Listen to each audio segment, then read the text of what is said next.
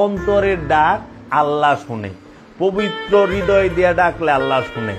এখন আল্লাহ বলছেন যে তুমি তোমার অন্তরকে পাক করো, পবিত্র করো, কলবকে পবিত্র করো। কলব পবিত্র করলে আল্লাহ ডাকের জবাব দিবে। এবং আল্লাহ বলছে আমি অন্তরের খবর রাখি। আল্লাহ কিন্তু কুরআনে কোথাও বলে আমি তোমার সম্পদের খবর রাখি। আল্লাহ কইছে ইন্নাল্লাহা, নিশ্চয়ই আমি আল্লাহ, ইন্নাল্লাহা আলিমুন বিজাতিস সুদূর, নিশ্চয়ই আমি আল্লাহ তোমার অন্তরের খবর জানি, আমি তোমার অন্তরের খবর রাখি। তোমার অন্তরে তুমি কি রাখছো আমি রাখি। এর জন্য অন্তরে নিকটে আল্লাহ থাকে। অন্তরের মধ্যে দুনিয়া রাখলে আল্লাহ কোনোদিন ডাকে জবাব দিবে না।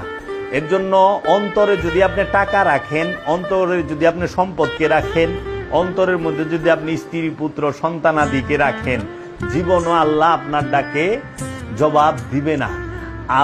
কারণ অন্তরের মধ্যে সম্পদ রাখার জায়গা না, অন্তর সম্পদ রাখার জায়গা না, অন্তর সেটার মধ্যে বউ পোলাপান রাখার জায়গা না, অন্তর সেটার মধ্যে টাকা পয়সা রাখার জায়গা না, বাড়ি গাড়ি রাখার জায়গা না। অন্তরে থাকবে আল্লাহ রব্বুল আলামিন। অন্তরে কামনা রাখার জায়গা না, অন্তরে লোভ লালসা হিংসা রাখার জায়গা না। এখন আমরা কি করছি, অন্তরের মধ্যে হিংসা, লোভ লালসা, অহংকার, কাম ক্রোধ সব রাইখা থুইছি। এখন আল্লাহ অন্তরে নাই।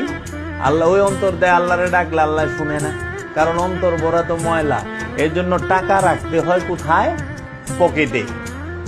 আর পকেটের টাকা কোনোদিন অন্তরে রাখে না। এখন আমরা টাকা তো পকেটে রাখি না, অন্তরে রেখে দিচ্ছি। এর লেগে আল্লাহ অন্তরে থাকতে পারে না, কারণ যতক্ষণ পর্যন্ত শয়তান অন্তরের মধ্যে কলবের মধ্যে থাকবো ততক্ষণ আল্লাহ কলবকে আল্লাহর মধ্যে ফানা করতে পারুম না, রবের নূরের মধ্যে ফানা করতে পারুম না।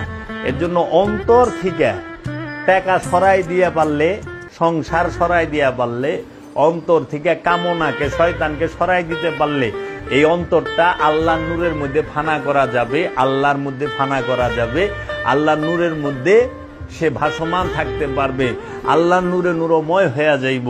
আর ওই আল্লাহর নূরে নূরময় হওয়া যে অন্তরটি, কলবটি, সেই কলব দিয়ে যদি কেউ আল্লাহকে ডাকে, আল্লাহ সঙ্গে সঙ্গে আল্লাহ জবাব দিবে কি